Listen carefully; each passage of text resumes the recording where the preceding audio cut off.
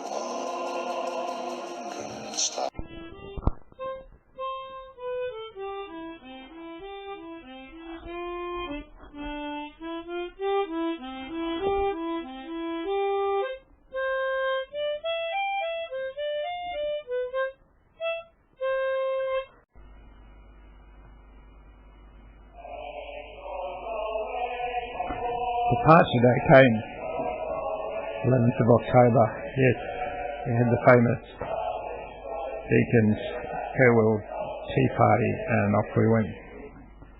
2 days, bit of seasickness off the summer. First night we went across to Yarmouth, which was great. Lovely people, waiting us settle well from Deacon's. Weather was fine, it was afternoon, so short sail. Out into the Solent, trying to miss a few ferries and things, as the way it is. The Jolly Sailor. Gee, that was tempting. We could have stopped there for the night. Well, we might have ever gone. Been to the Jolly Sailor quite a few times. Brilliant. Hamble River, boats, and history. What a great place to spend 18 odd months doing up this way. Yes, I know we were going to put it in the water within a couple of weeks of when we purchased it, but it was ready for the task. The adventure before us. Off we go, wandering. Some of these photos are a bit strange because it took the picture into the sunlight, but anyway, it's all good fun. Some of the locals here. Everyone's got a dream of a trip, and off we go. Oh, well, we had a good night. Yarmouth, moored off. Thought we'd go tomorrow. It was probably a fish trap. And the first thing in the morning, we're off around the Needles. Not many photos of the next bit down to Falmouth. It was drizzly and cloudy, and I suppose you'd say very English. Bit of a falling sea. The dinghy kept running into our transom. Anyway, into Falmouth. Falmouth was a lovely place. But the weather bugged us. We were there for 2 weeks, waiting for the weather window. There's always the weather window. We stayed at the marina up first thing in the morning, use the fax and have a look at what's going on. Talk to a few of the other people going to do the trip. Everybody else was in a faster boat than us, as it turned out, but we all left racing around about the same time. We finally had a weather window on the 26th of October, and off we go.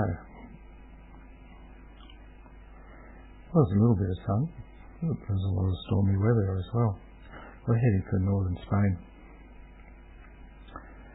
The weather's all over the place, and we got an opportunity to practice with all our storm tactics.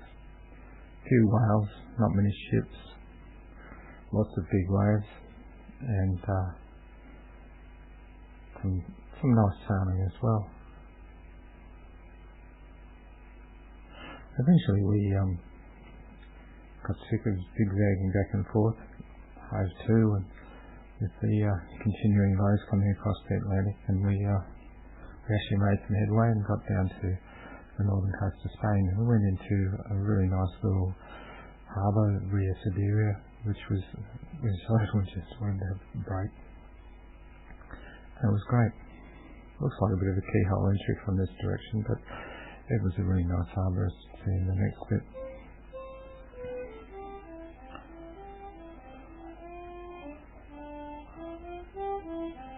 had a great night up overnight there. Met a couple of nice people that took us out to have some drinks, got a bit more fuel. I'm getting used to this motor sailing thing. And the next morning we motored around motor sailed around the corner to La Coruña.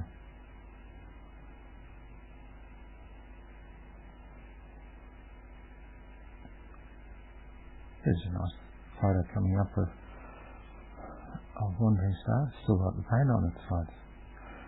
Only 2 weeks of storms so far. Actually, these storms we had over this go were the last storms we had for about 11 months until we started coming around New Caledonia. But after this, the weather got just progressively better. Happy birthday, Helen! Woo-hoo. Thanks, Grandma. Grandma sent us some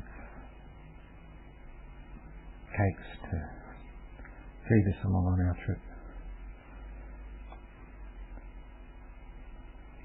What a great place to be. So many castles and history. Northwest Spain, full of maritime heritage.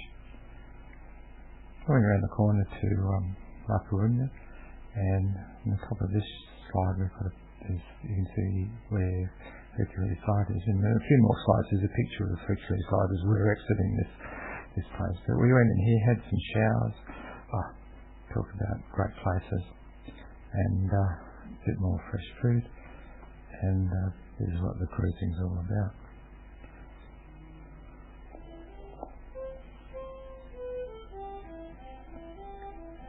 Yeah, look, it's drying out. Everything was drying out. We're up the storm boards up there, as you can see.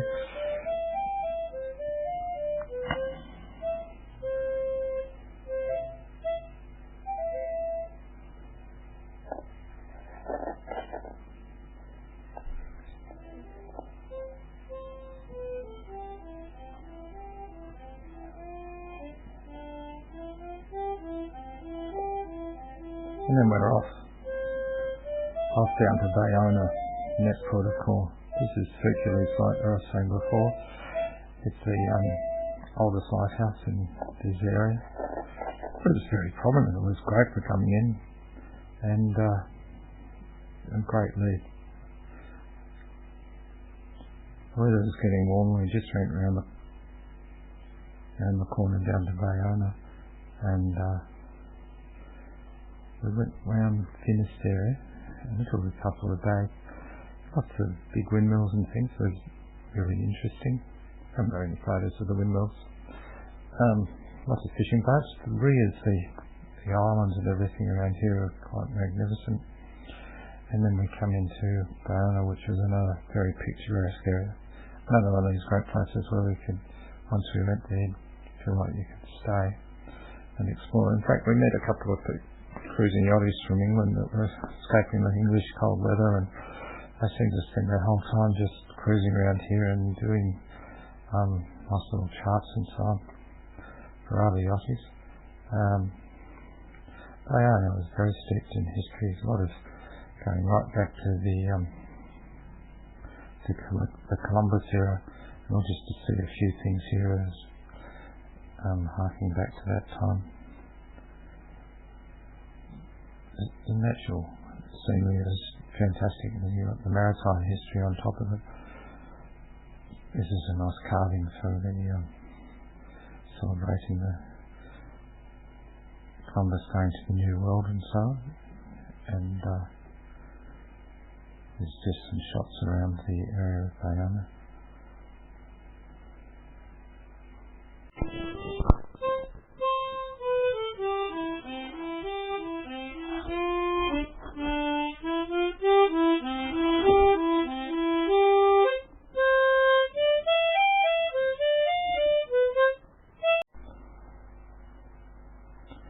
The Atlantic is beckoning us the same way as it did Columbus all those years ago. It's time to go.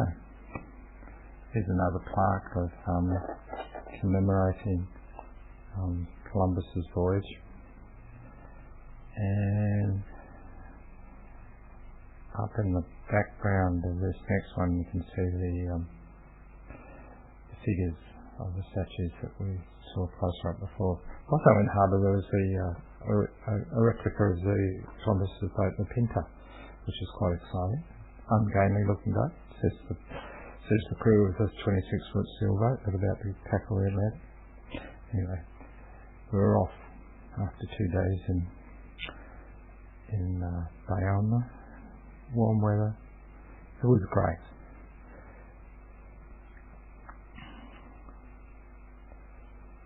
There's a picture of finding all the sea life in the water. A lot of motoring, but no storms. Getting warmer, we couldn't complain. We had a lovely time. And it is seen from inside the boat, in the beautiful Garmin GPS on the left there. The HF radio is above my head, and the VHS is just directly above my head. And here we are, nice cruising down to the first port of call was Porto Santo, which is just north of Madeira. This is a very dry island. It's all part of Portugal, and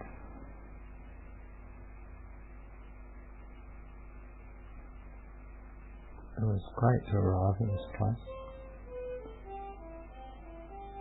We walked all over the island, stretched our legs, which is what we did everywhere we went to. Then what was interesting, because of the time of the year we're going, there was no sign of tourists other than abandoned beach sites and things. The geology of the area was incredible. This is just behind the marina area.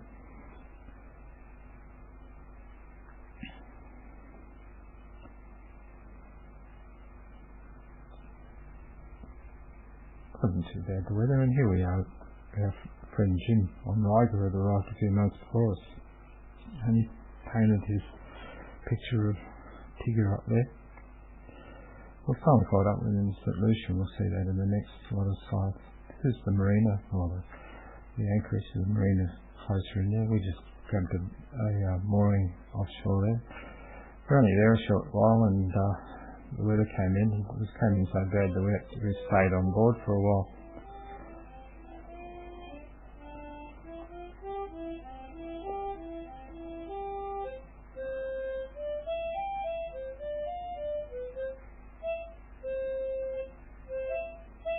As you said, there's a big airport in the middle there, but it's very dry.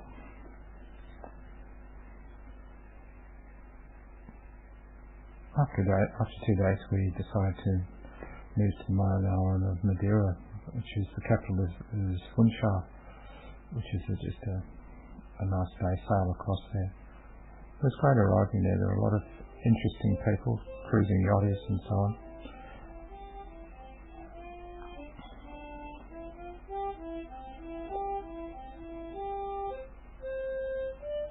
What I found was interesting was the people that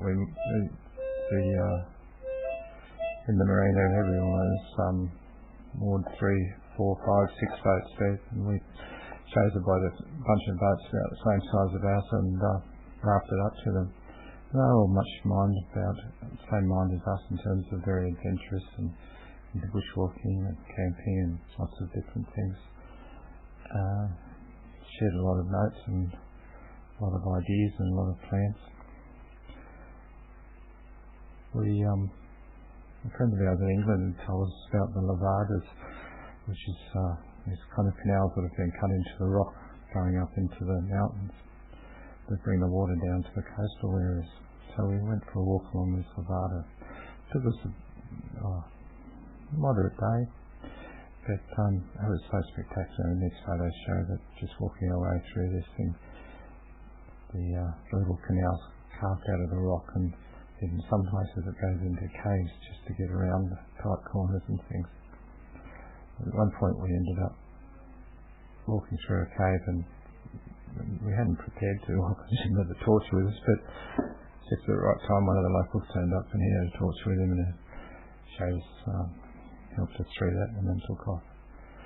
It all ends up in the corral of the nuns, which is up in the mountains, and we thought we were out and away, and then just out of the blue, a local bus comes along and picks us up and takes us back down to the big smoke of the Funchal.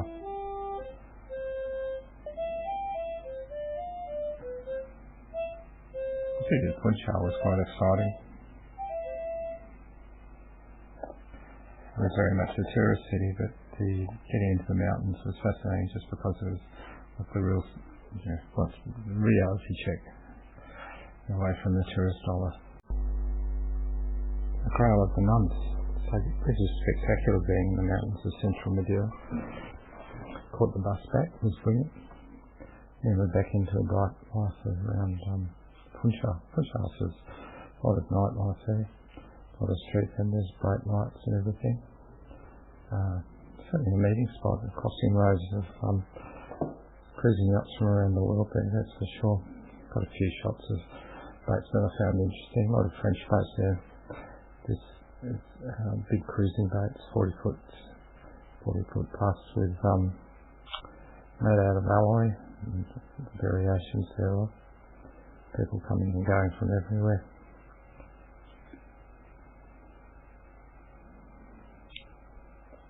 We meet up regularly with fellow cruisers on the little boats. We've got a shot coming up of that, of our pre-planning for the next trip.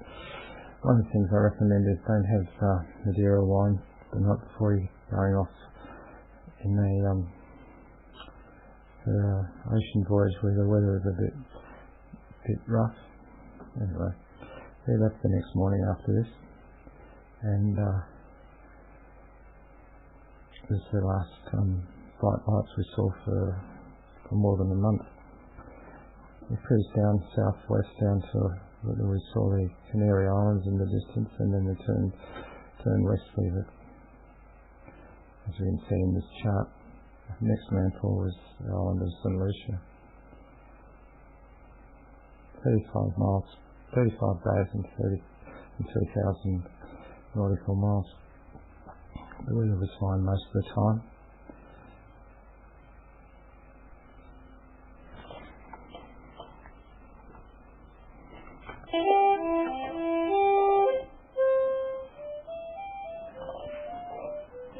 Tried fishing, but we just never caught anything much. We got out cranking up our HF radio. We were talking to the UK, which was great, and we were logging our positions with our friends there. The trade winds kicked in, and by the time we were just running with twin head sails. We had twin forestays, so we had two big Genoas, one out each side. The sail came up every so often and fell us around a bit. But other than losing the forestays, everything was good. Anyway, we sorted that out. Pulled Helen up the mast, put up a jury rig, no problem at all. Give a nice shot of us with the spinnaker up. When the wind was really light, we'd run with the spinnaker and make the most of the weather. We ended up working on a routine where we'd split the nights between us, and we'd have one main meal during the day. We practiced our man overboard drill where we saw this old fishing marker that was floating by, so we picked it up. This is a picture of Martinique, which is up to the Nile. It was our first view of land, which is north of St. Lucia. We came around Pigeon Island on the north end of Rodney Bay, on the north end of St. Lucia. We arrived there on about the 7th of January. Talking about hustle and bustle. Arriving there, the first day we were there, we actually pulled the boat out, and we were a bit concerned about the bottom of it, but it wasn't any need. The boat was in good condition. We just put some more anti-fouling on it and made the most of life on land for a few days. So this is the marina in Rodney Bay that we went to, and the haul out facilities up on the top end of the harbour there. It was so hot that we adjusted to it just so well. once again, this marine life was great, and we caught up with Jim, which was brilliant. We rented a car and travelled around the island, saw the sights, and the way to make the most of our short stay there was driving around and having a look at a lot of the tourist sites, had a look at a couple of the towns there.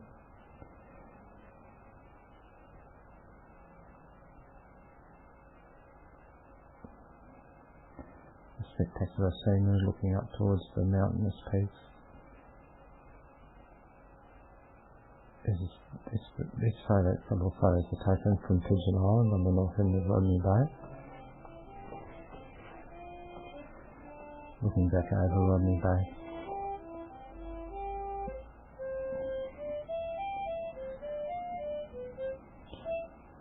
Jim had been doing a lot of diving while he arrived before us, and so when we went from here, we paired up and went on a few diving trips down the coast as we went. From here we went down to the haunt of a nice little bay called Marigo Bay. It was brilliant and very pretty. Interesting thing is we found a book exchange there and found some sailing guides for the east coast of Australia. These are nice map of how we made our way through the Caribbean. Here's a nice picture of Wandering Star and Jim's boat ride. We've got all of less than a metre clearance under our keel there, but it was really safe little anchorage for us. Here's a nice shot of Jim getting ready for diving.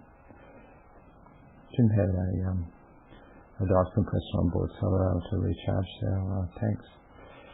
The boat boys came out to all the boats and were selling coconuts and everything, and they just livened up the day for us.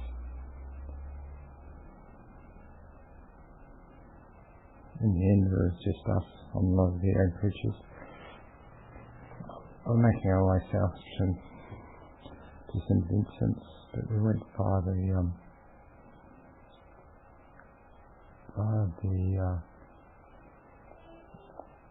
Tetons. You can see that in the next photo is coming up in the distance there, more place just north of the Tetons, and started there a day, did a bit more driving.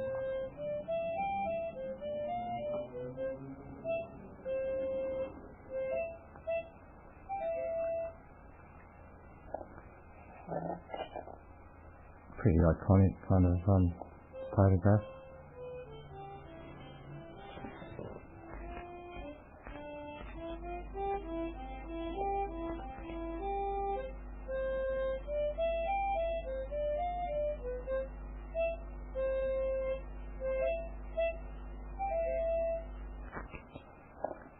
And we departed on the 1st of February for Beckwith, which is a nice little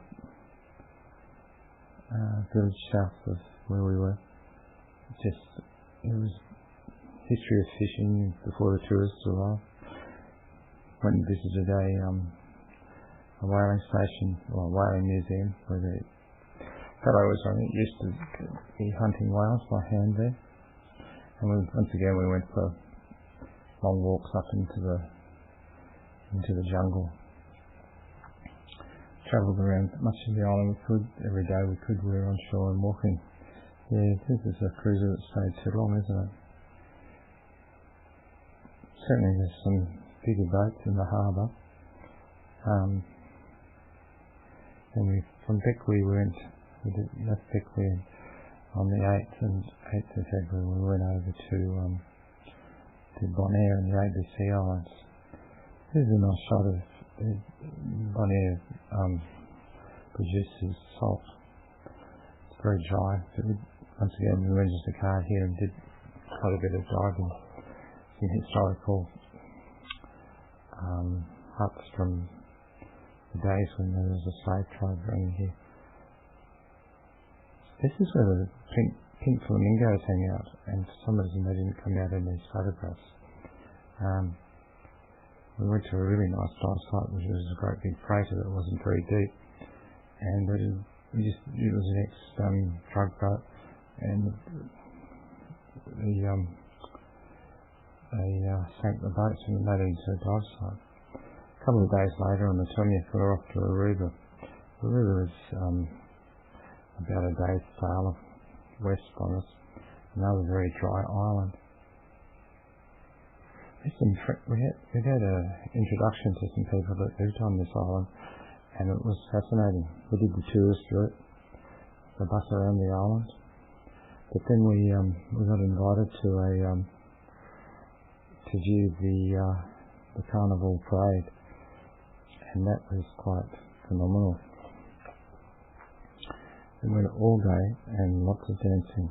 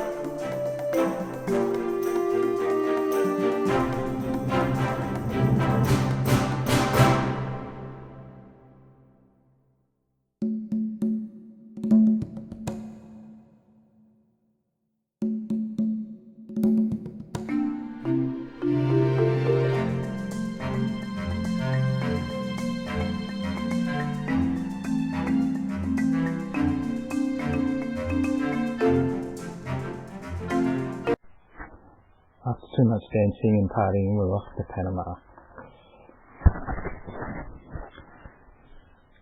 27th of February.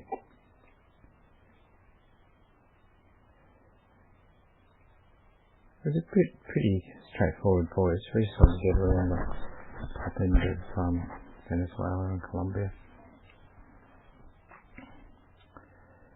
There was quite a strong current, and this probably was the part where we had the quickest, best daily averages of our trip. So we arrived in the 4th of March. We went to the local yacht club, and then went on a tour of all the locks. It was quite exciting. Extremely exciting. Can't imagine we were going to be part of all this, but it sure did come to pass a few days later.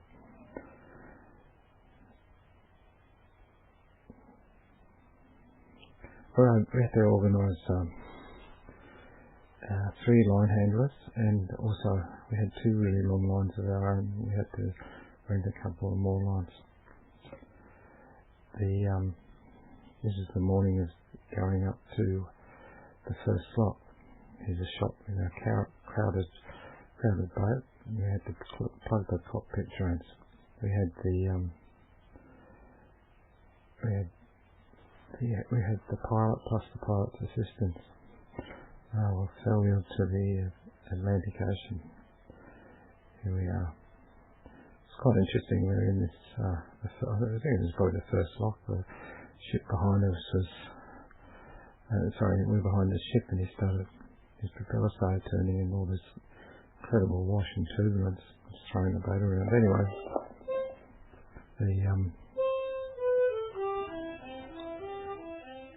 the canal pilot throwing his walkie-talkie and was able to get that all sorted out. We overnighted in Gaffin Lake with everybody on board, and then we're off first thing in the morning. The pilot arrived at 5:30 in the morning, and we're off across the lake. We pulled up the Genoa and it pressed our boat speed, and it was spectacular. We read a few books about the engineering involved in the production of the canal and so on, and it was even more amazing to be there. The big freighters were coming both ways around us, we're just off to the side of the mine channel to keep out of their way. They're making good time, and we're keeping out of their way. This is the, I think it's the Gillar Cut.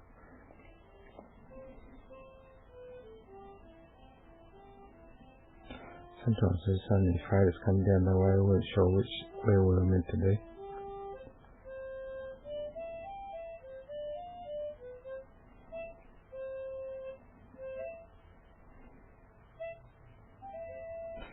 Eventually we arrived at the first downlock. We went down just in front of this other boat, and then we met up with made some new friends, and we did a raft with 3 boats together. And this is coming into the Pacific, yay, in the Bridge of the Americas. When we arrived right there, we dropped off our linesman. It's a Balboa Yacht Club, and they call buses back. And we stayed there a couple of days, bought some more charts, and we went over to the nearby island of, it's just Tobago. When we got there, we discovered our friends who had been in the raft up. We were so gone straight over there, and more got out of the hustle and bustle, and they just caught a ferry from Tobago back to buy some extra food and so on. This is an interesting jungle route boat. Anyway, 12th of March, we're off for the Galapagos.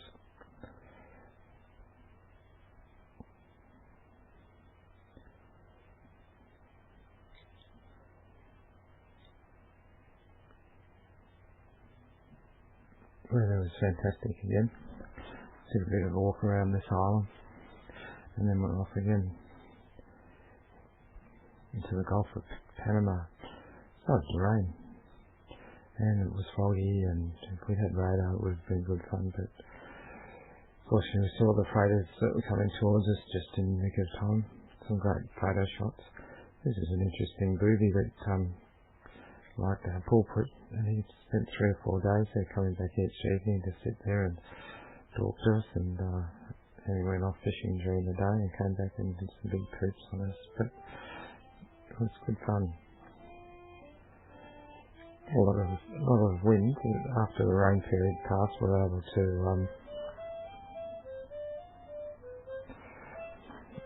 the wind dropped off, and we kind of motor sail for a couple of hours each day to keep the batteries recharged. But then we put up all our light sails, and sometimes we were going for 24 hours with the spinnaker up. And we've just experimenting with different sail configurations.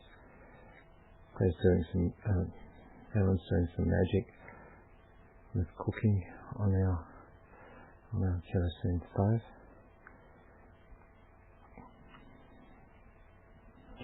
As we approach the Galapagos Islands, the wildlife, just the amount of sea life, the amount of bird life, the amount of dolphins and fish and tortoises and everything was just amazing. Anyway, in the next episode I'll talk a bit more about the adventures we had in the Galapagos Island. But this is just a sense of the proportions of we're getting deeper into the Pacific Ocean now. This is arriving. We went into Santa Cruz and into Academy Bay, and just on the north side of it you can see where the Charles Darwin Institute is, which we visited, and that was one of the main reasons for going there, was the wildlife and the fact that Charles Darwin had been there. It's such an important part of the development of our understanding of the biology of this great planet we live on. Anyway, let's go wandering.